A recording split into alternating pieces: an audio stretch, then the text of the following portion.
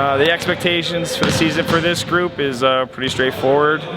Get better every single touch. The opportunity of practicing in such a great facility like Tate McKenzie, we're afforded 3 to 4 courts every single day. So specializing, working on our specialization, teaching overall skill, creating a good strong base for the young guys coming in, and then treating our opponents with respect, each and every one of them, and trying to take each opponent very seriously and trying to knock them off one at a time.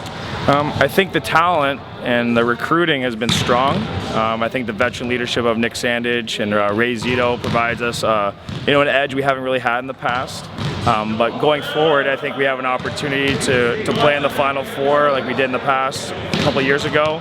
I think we'll have an opportunity potentially to host a playoff game, but our league is extremely strong.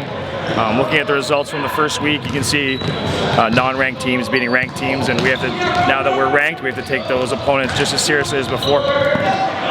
I think the number one thing that the ranking does is it actually puts a target on our backs more than anything. I think that a program that hasn't been ranked in the past that suddenly becomes a ranked program is a great honor.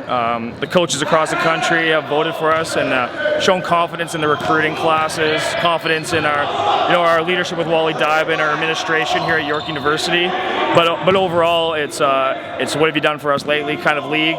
The league's extremely strong, as I mentioned before, and I think the ranking has instilled some confidence in the guys, but now it's up to our training to really push us to keep that ranking. The strength of the team this year will definitely be our wing play.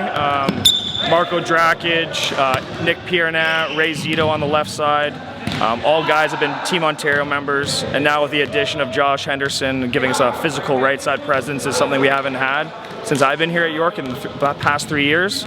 So I think the wing positions will really give us a strong indication of what our future is going to be. And then, of course, the leadership in transition of Nick Sandage going from a libero position, now going to a setting position, gives us a whole new dynamic of a point-scoring setter, which we've never really had in the past.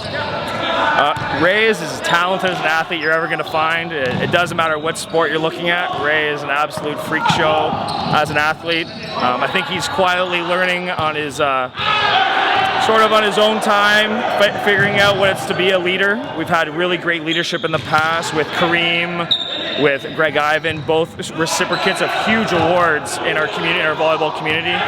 So it's Ray's opportunity now to lead, and of course, being as dynamic as he is as an athlete, especially coming out of the back row, we're going to rely on him as much as we have in the past. Both extremely talented physically. They both demonstrate a willingness to learn. They're both great human beings on and off the court. I think the process and the learning process for them will be a lot quicker than people imagine because of their coachability.